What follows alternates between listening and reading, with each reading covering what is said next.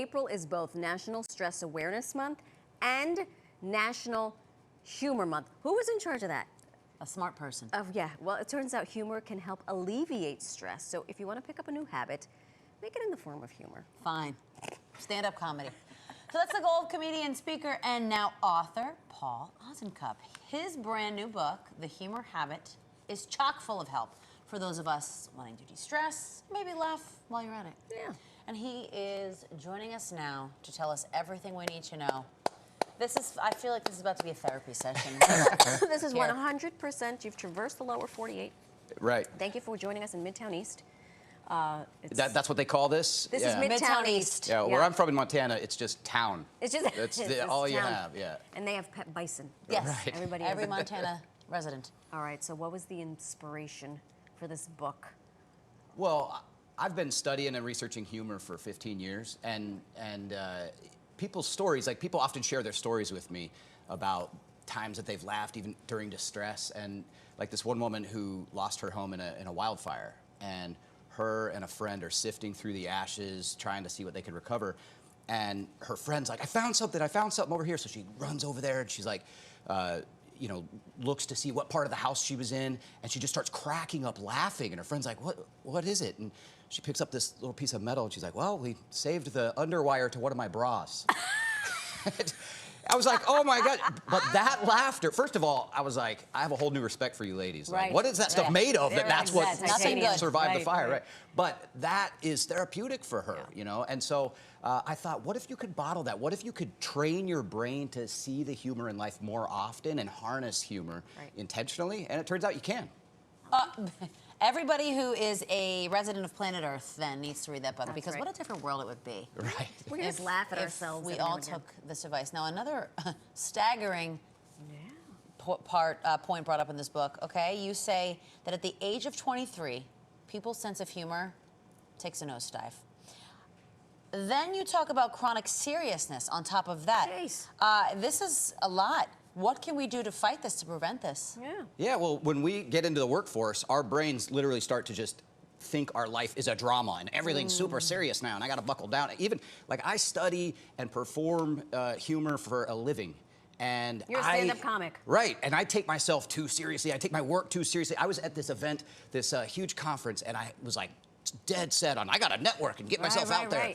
And I'm handing my business card to everyone that'll listen, and I am talking to this executive, and I go, okay, great, give me a call sometime. And I reach in my pocket and I hand him my hotel room key. Perfect. And I go, oh, and he goes, no, that escalated quickly. And I was like, oh God, no. I'll buy you dinner first, come on. But like, even in that moment, which is funny, I was sitting there like so embarrassed, beating myself up, getting all serious about it, because I'm living in this chronic serious world that adults live in. So we can train our brain. And I didn't need to. He was a nice guy. And he kept our room clean. And,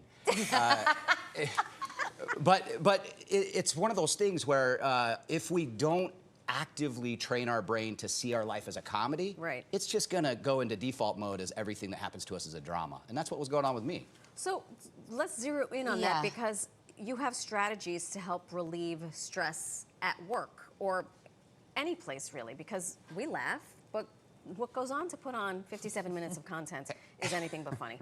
Makes someone cry. Yeah, so how does this work? The 3 funny things intervention. Yeah, so in the book there's a lot of different interventions. This is one of my favorites because you can do it anywhere, at work, at home. But this week, just for 7 days, write down 3 things you found funny or amusing. And it might be something that you found funny that made you laugh, or you just thought like, huh, that's pretty weird. But 3 things you found funny or amusing at the end of each day. People who did that just for 1 week increased their overall happiness and decreased depressive symptoms for up to 6 months. Plus, it's rewiring your brain to actually look for those funny things during your day. Because a lot of times people tell us like, oh, just laugh it off or have a sense of humor about life, but nobody really tells us how. Like, when am I supposed to laugh things off? Like when I lock the keys in my rental car in the trunk, like, I'm silly. I'm freaking out. We focus on the heavy and the stress, and sometimes it's easier said than done, though. Some things can be laughed about. Oh, we're gonna laugh about this later. Let's laugh about it now. Some things you're cringing or whatever, holding on to for longer. But you have something you say will help us. You have what's called a mirthful mantra.